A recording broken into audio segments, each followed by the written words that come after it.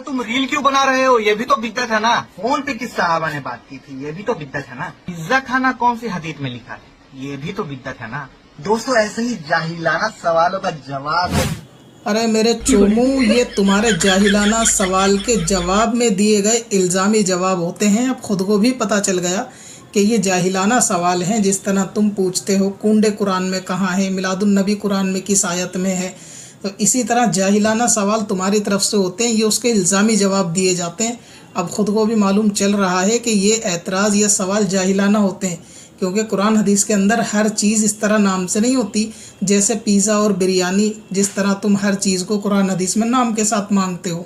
ये किताब, इस किताब में बिद्दत का मायना, उसके किस्में और उसका शरई हुक्म, सारी चीजें बहुत अच्छे से एक्सप्लेन है।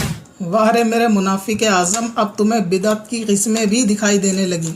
यही बात जब सुन्नी उलमा कहते थे तो कल तक इनके पास सिर्फ एक ही बिदअत होती थी, वो गुमराही होती थी, वो रद्द होती थी, वो जहन्नम में जाने वाली होती थी।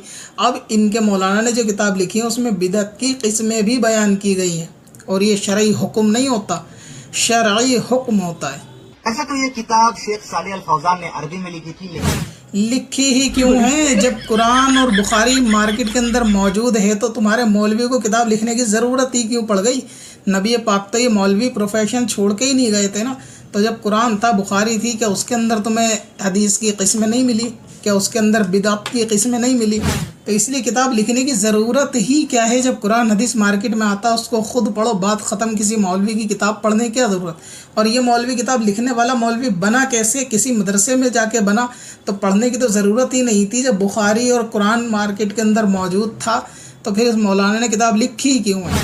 मैं तो कहूँगा यार कि दीन सीखने के लिए थोड़ा इन्वेस्ट करना जरूरी होता है। आज का हमारा यूथ सारी चीजों में खर्च करने को तैयार है, लेकिन दीन सीखने के लिए उसे 1 रुपया नहीं देना। दीन से रिलेटेड सारी चीजें उसे फ्री में चाहिए।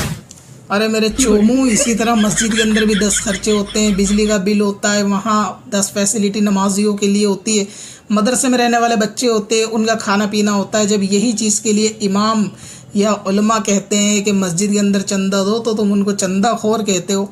अब अपने दीन के काम के लिए किस तरह से मुनाफिक की तरह लोगों से इन्वेस्ट करो, पैसा खर्च करो, पैसा निकालो वाली बातें कर रहा है। यही दीन के काम के लिए, मस्जिद के अखराजात के लिए, इमामों की तनख्वाह के लिए अगर सुन्नी मांगे तो वो चंदाखोर होते हैं। लेकिन अब अपने दीन के काम के लिए लोगों को खर्च करना चाहिए, फ्री में लोग चाहते हैं। वाह रे मेरे मुनाफिक चोमू, और किताब लिखने की ज़रूरत ही क्या पड़ गई? मार्केट से कुरान लाते, तर्जुमे के साथ पढ़ते, बुखारी लाते, पढ़ते, बात ख़त्म थी। ये किताब लिखी क्यों है मौलवी ने?